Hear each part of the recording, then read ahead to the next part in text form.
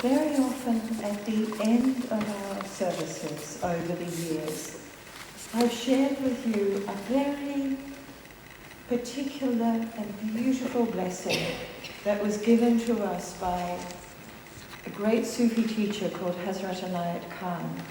And there's one line in it that I particularly want to bring to your attention.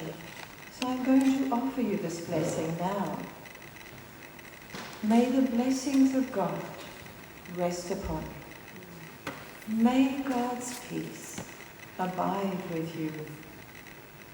May God's presence illuminate your hearts now and forevermore. Now, that request, may God's presence illuminate your heart, is really a line that each of us could rest upon every time, every moment when we are struggling to understand the mysteries of this life better. May the presence of the divine illuminate our hearts, light up our consciousness, and bring us to a greater state of wakefulness. It's an incredibly beautiful request. And it's a beautiful request because it reminds us of two most powerful things. One is that we are never alone. And our greatest moments of despair always come when we feel alone. So it reminds us that we are not alone. And it also reminds us that we have strengths within that don't in any way get impeded by the anxieties of our everyday personality or ego. May God's presence, or may our knowledge of God's constancy, of God's fidelity, of God's presence, illuminate our hearts, illuminate our consciousness of our hearts. Now, at the end of the service today, we're going to sing Amazing Grace. And the reason that I chose this and asked Liz if she would lead us in the singing of it is because it has this marvelous, marvelous line in it. I once was blind, but now I see. But the great story of illumination is not a once and only. We see, and then we need to see again. We see, and then we need to see again and again and again and again. And one of the reasons for coming here, one of the reasons I applaud you for coming here, is that we remind each other every time we gather as a spiritual community that we can see, that we are seeing, that we will see. Because there will always be times in which we forget this. There's a beautiful story that some of you know, I'm sure most of you know, about a person who saw a figure coming towards him. And he said to this person, "Who are you?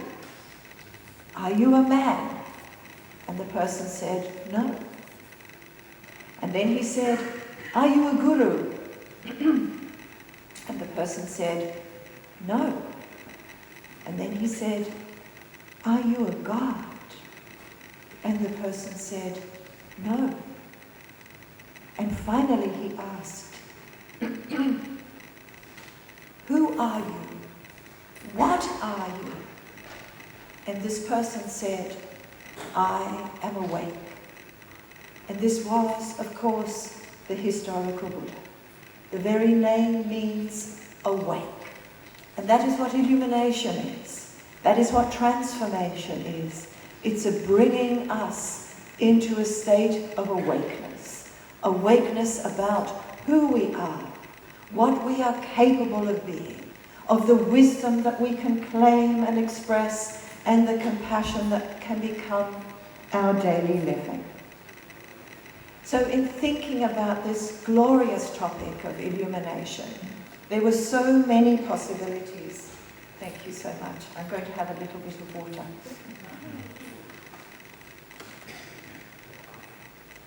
in thinking about this amazing topic of illumination, and really feeling so inspired by the very theme of it, there were so many ways in which I could have looked at it. But I wanted to choose just 3 that I thought were practical in the most inspirational sense of that word, that you could bring into your daily practice of understanding who you are and what this journey of life that we share is really about.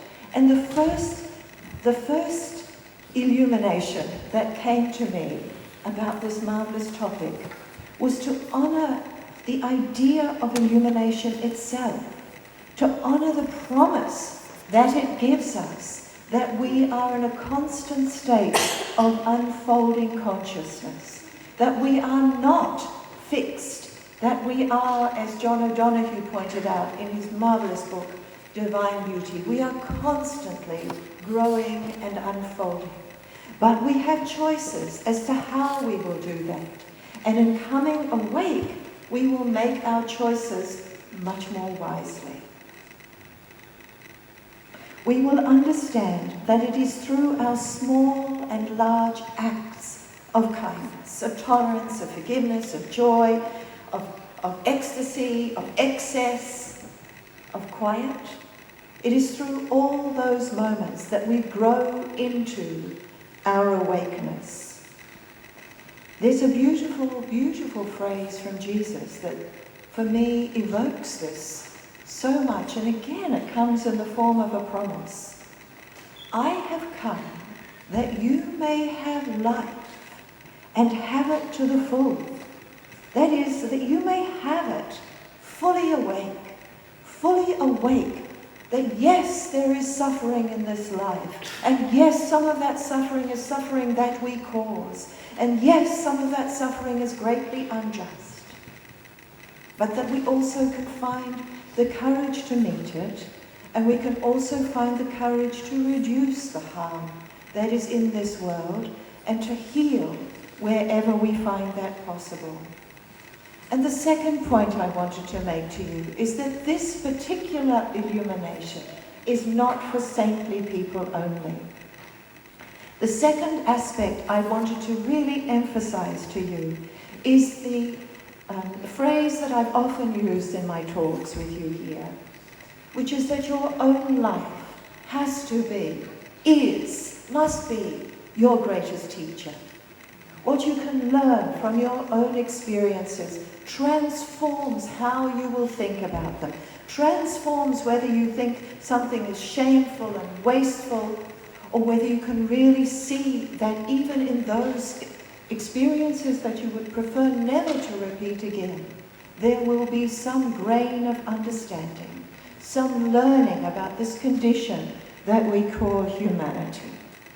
Each experience of any note has something in it to illuminate our awareness of who we are, and especially of what we share as we journey together through this amazing, amazing life.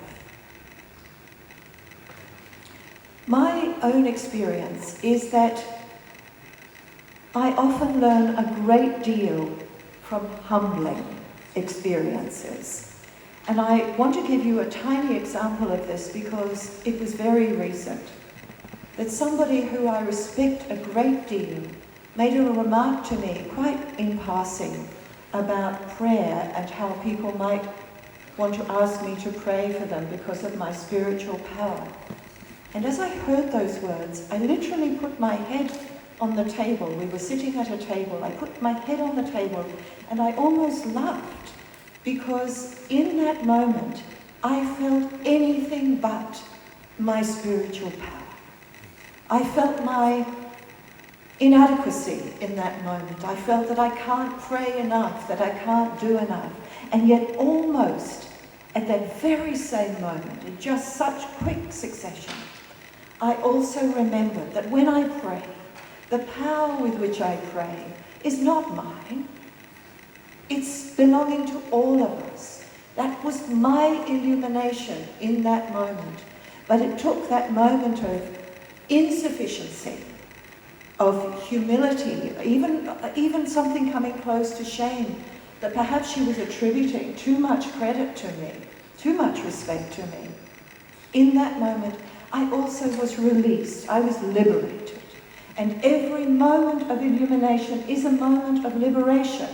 It's a liberation from the constrictions and the criticisms and the pettiness of the ego into something that we all share, which is the claiming and the honouring and the tender, humble honouring of our spiritual power.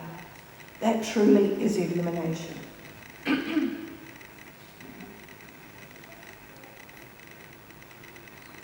The third aspect of illumination, and the final aspect that I want to bring to your attention today, is also so beautiful. It's about the power of discernment. It's about the power that you have to know what really matters and what truly does not.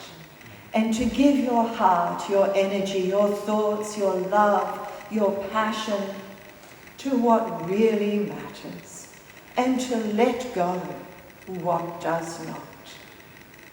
We can have so many moments of illumination to wake us up around exactly that. In Seeking the Sacred, and I was consulting that book very much as I was thinking about illumination, I use these wonderful lines from the Wisdom of Solomon, which comes to us from the Hebrew Bible. I prayed, and understanding was given to me. Now that is a phrase of exquisite reception. I prayed, and understanding. Or you could say, I prayed and illumination was given to me. I called on God and the spirit of wisdom came to me. And that is what we're evoking too. We're evoking, as the Buddha evoked, as the Buddha lived, the spirit of wisdom and the spirit of compassion, also towards ourselves as we come awake. Back to the Wisdom of Solomon. I loved her, meaning the spirit of wisdom. I loved her above health and beauty, and I chose to have her rather than light, because her radiance never ceases. In other words, her radiance takes us into the place of the eternal, which is also where we are always living. It is the place from which we draw our spiritual power, and it is the place from which we share it. The illumination greater than light is, of course, wisdom, to understand who we are, why we are here, how we find meaning, and what really, really matters. We can, of course, choose to spend time hovering over what is unimportant. But at such a loss. So one of the things that we absolutely must come awake to is recognizing how brief this precious life is, how fragile this precious life is. Once we grasp that, and once we grasp how precious our life is, we come into a much more harmonious relationship with it. And Kobo Daishi, who believed with such profound and compassionate optimism that we could come to a place of full realization in this body, in this lifetime, but we don't have to keep returning in order to come fully awake. Kobo Daishi made that so clear to us in his glorious poem, that illumination leads to liberation, and that liberation leads to persistent, humble, constant acts of kindness. Kindness. Kindness. Each time we express kindness, we are illuminating the meaning of existence. So I'm just going to remind you of some of those lines from Kobo Daishi. You ask me why I entered the mountain deep and cold. In other words, why have I taken on the rigor of some real understanding in this life? Why am I not just skating over the surface of things and making do with whatever I can find to hand? No, you ask me why I entered the mountain, deep and cold, a place that is painful to climb and difficult to descend. And then he says, but have you not seen? Oh, have you not seen? And that is the word about coming awake, to see, to come awake. The peach and plum blossoms in the royal garden. All over the garden the petals scatter. In other words, the transitoriness of existence is played out for us every time we open our eyes, every time we come awake to look at the physical world around us. We understand that everything in the physical world, including ourselves, is transient. But there is another world, and he's going to bring us to that in a moment. He also asks, have you not seen that millions have lived everywhere in our physical universe? None has been immortal from time immemorial. Remember this, he is saying, so that you can treasure this day, this teaching, this moment, this gathering, this preciousness, this everything, even this suffering out of which some wisdom may grow. And then in his final verse, he says, have you not seen? Oh, have you not seen? This is our human fate. Discard pride in earthly treasures. In other words, don't just give your mind to what you are storing up in this life. Illumination in silence. Reflection within. Contemplation of the meaning of life is what he's referring us to. Illumination in silence alone lets us enter the eternal realm where we are always and also living. So I'll just finish again with that beautiful blessing from Hazrat Inayat Khan. May the blessings of God rest upon you. May God's peace abide with you. May God's presence illuminate your hearts, now and forevermore. Blessed be.